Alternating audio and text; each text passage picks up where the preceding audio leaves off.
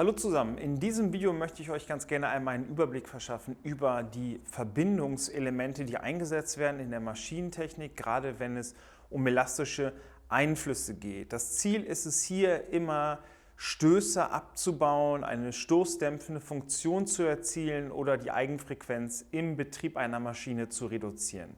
Es haben sich über die Jahre vielzählige mögliche Varianten herausgeprägt, die heute auch noch eingesetzt werden, manche mehr, manche weniger. Hierzu erstmal ein Überblick, welche Arten von Federn, und das sind ja elastische Verbindungselemente, überhaupt existieren. Wir haben Zugstäbe, Torsionsstäbe, Schraubenfedern, Tellerfedern, Blattfedern, Spiralfedern, um nur ein paar zu nennen. Und jetzt möchte ich mal eine Unterscheidung vornehmen zwischen den metallischen Verbindungselementen, also metallische Federn und nicht-metallische Federn, und als dritte Ausprägung gibt es dann entsprechend noch Gasfedern. Metallfedern können beansprucht werden auf Zug, auf Druck, man kann sie einer Torsion aussetzen und einer Biegung. Das gleiche gilt für die nicht-metallischen Federn, auch hier ist es möglich, Zug, Druck, Torsion, Biegung und sogar Scherung auf die entsprechenden Verbindungselemente auszuüben.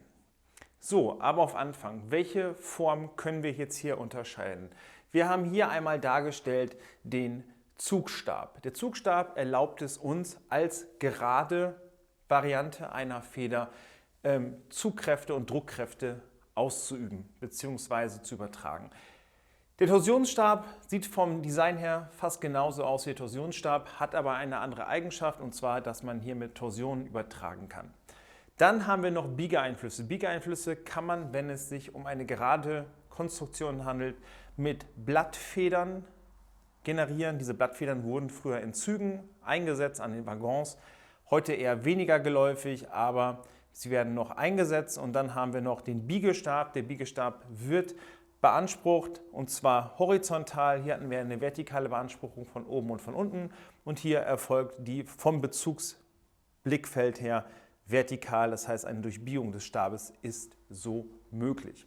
Dann auf der anderen Seite haben wir die gewundenen Ausprägungen von Federn. Man spricht ja von geraden Federn und von gewundenen Federn. Und bei gewundenen Federn unterscheiden wir hier, haben wir Schraubenfedern. Die sind vom Design her wie gewundene Schrauben, also wie das Gewinde einer Schraube. Deswegen spricht man hier von Schraubenfedern.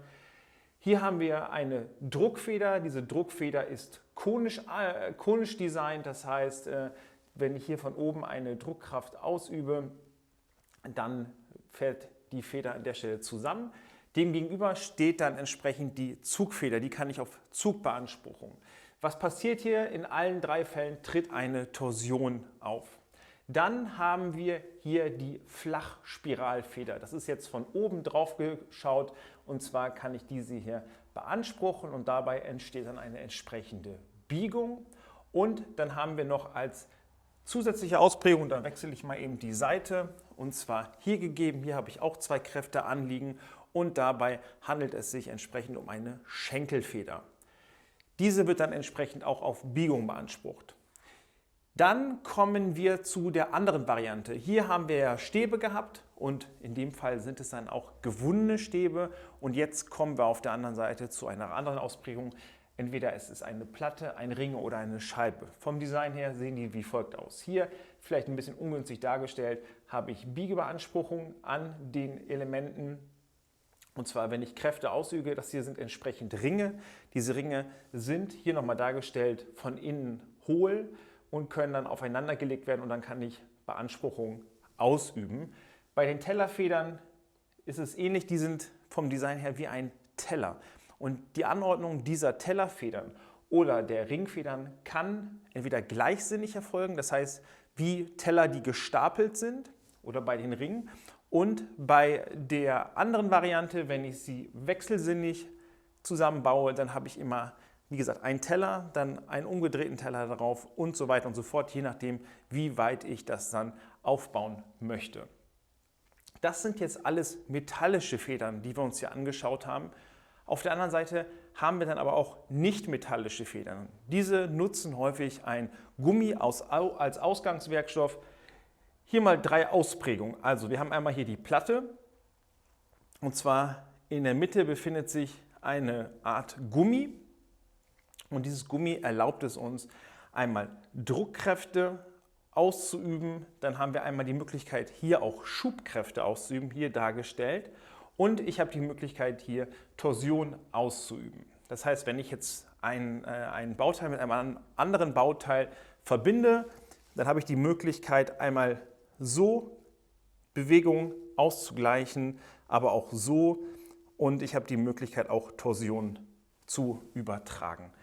Dann haben wir die Darstellung mit Hilfe eines Rings. Und bei dem Ring ist es so, das Design ist dann entsprechend so, dass der Ring, jetzt mal hier dargestellt, vielleicht eine Welle, ummantelt entsprechend die Welle und erlaubt dann entsprechend auch Druck, Schub und Torsion. Dann die dritte Ausprägung, das ist sozusagen wie eine Kniescheibe, also eine Kugelfeder,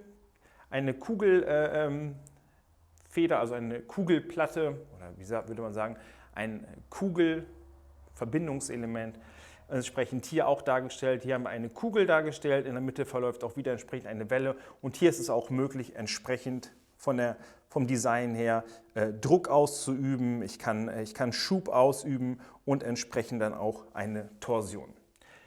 Die Gasfedern werden wir jetzt hier nicht näher definieren, weil die uns jetzt auch in dem Fall nicht interessieren, aber man sollte auf jeden Fall wissen, dass es diese gibt.